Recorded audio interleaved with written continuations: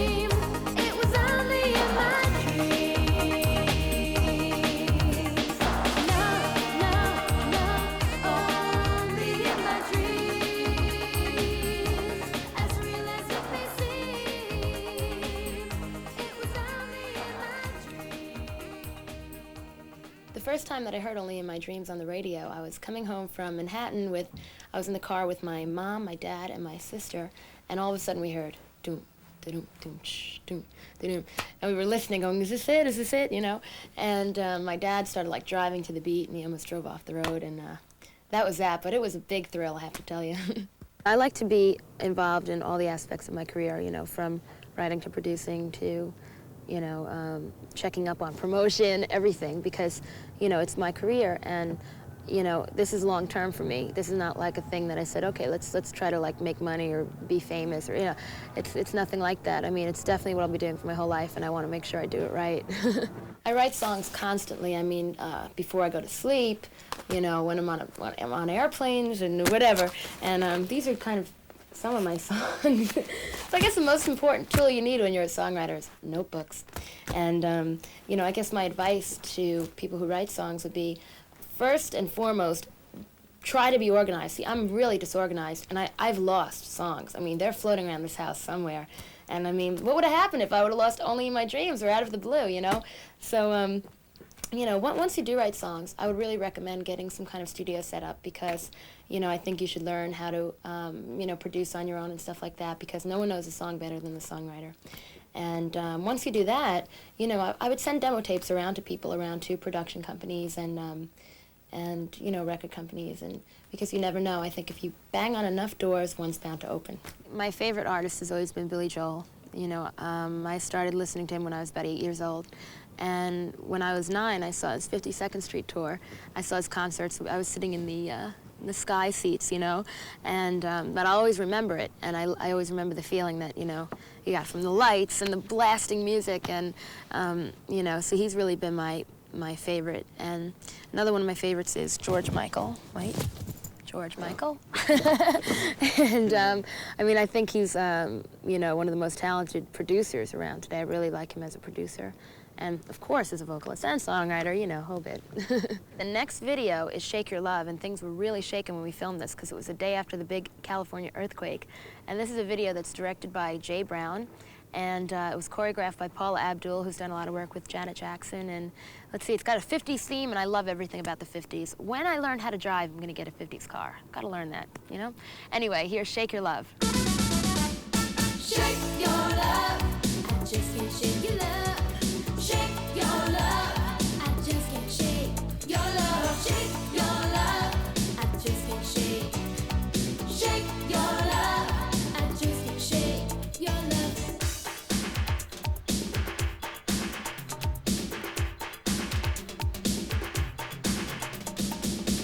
I'm under a spell again. Boy,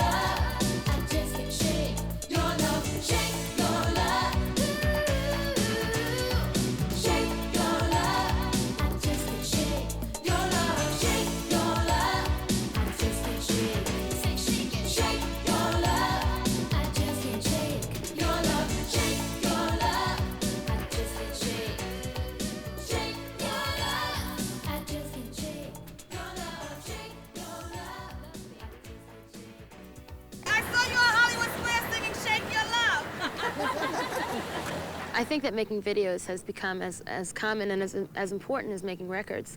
You know, it's funny, I think that like rock and roll audiences have gotten younger because I have fans that are, let's say, 4 years old, and, you know, I mean, I didn't really know who artists were until I was, you know, 8 or whatever, and, you know, I think that visually it just gets the message across even more, you know, the message of the music across even more. And I love making videos, you know, because I could, like, kind of ham it up in front of the camera, you know, and show a side of me that you may not see in the music. Hi, can I have your autograph? Sure. What's your name? Ariel.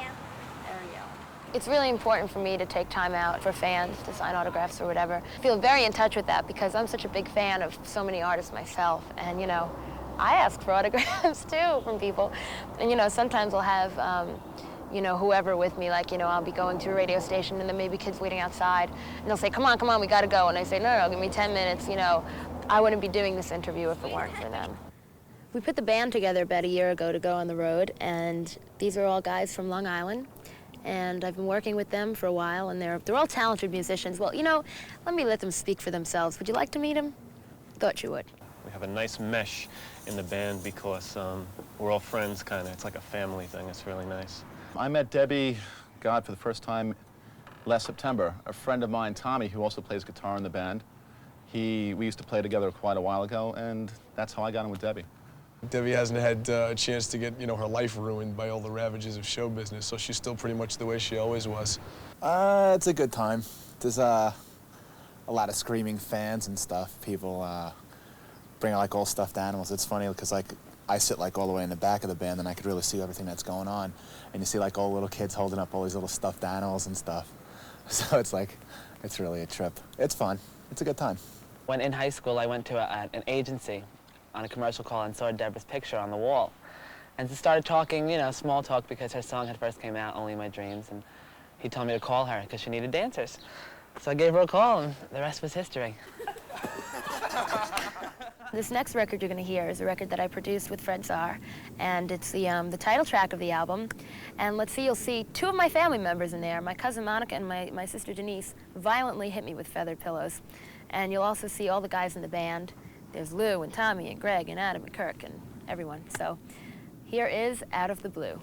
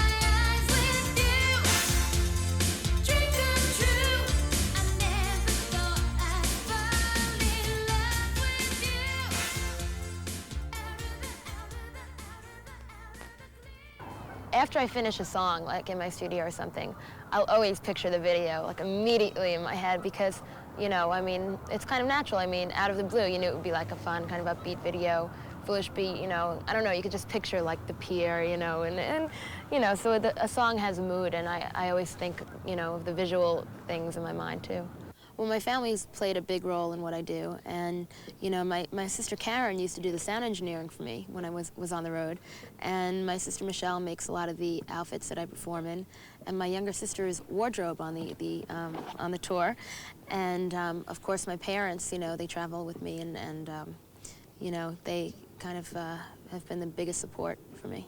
I think she was born dancing, born singing, I don't know. She was very little, she used to play the piano, listen to the radio, run upstairs, pick out the tune, Billy Don't Be a Hero. That was the first tune that she hammered into all of our heads over and over and over again. And from there, we just took notice, you know, we noticed that she had a very keen sense. You know, she would hear something on the radio and she'd be able to duplicate it with very little effort. By the time she was 5, we said, what the heck, you know, we'll give her piano lessons, see if she could really learn, you know, and she could. Although she had her piano teacher fooled. It took the piano teacher, I would say, 1.5 years to figure out that she was not reading the music, but just playing by ear, you know. So once we got that squared away and she really was learning, she really picked up. But she would rock up her classical pieces. She's basically classically trained. But she would turn them into rock and roll, she'd jazz them up, she drove her teachers wild. She was fun, she was a lot of fun. Although I had been working at music for many years, a lot of people really didn't know about it, you know, even a lot of my friends, and, you know, of course my close friends did. But once this all started happening, I mean, a lot of people really thought that it happened out of the blue, and they didn't really realize that there was a lot of work involved, and a lot of preparation. And, you know, I've really made it a point to maintain a normal teenage life, a normal social life, you know, get a good education, because that's really important. And, you know, I think that if you do want to be in this business, you have to make it a point to stay kind of down to earth and in touch with reality, especially if you write songs, because that's what kind of gives you the ideas, you know, to write things that people can relate to and write about down to earth kind of subjects. The next video is for a song that was the first ballad I released, and also the first record that I produced that you all heard, and it's Foolish Beat. And again, you're going to see family members. I know you're sick of seeing my family already, but that's okay. There's Grandpa in this one, and my little cousin Albert, and John Gallagher. He's not a family member, he's a model. He plays the lead male.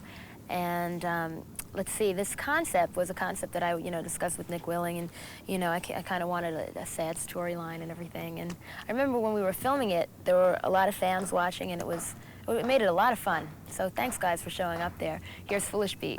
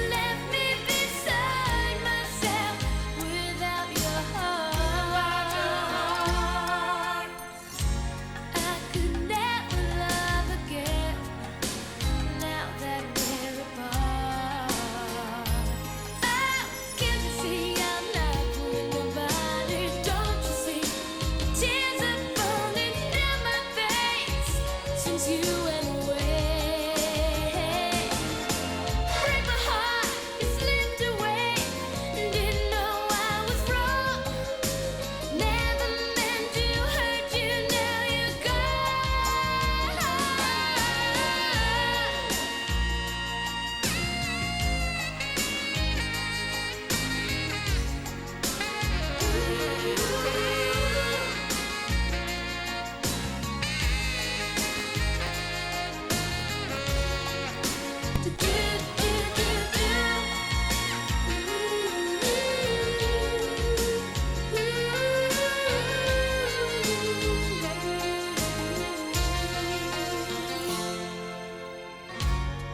could never love again now that we're apart. I could never love again now that we're apart.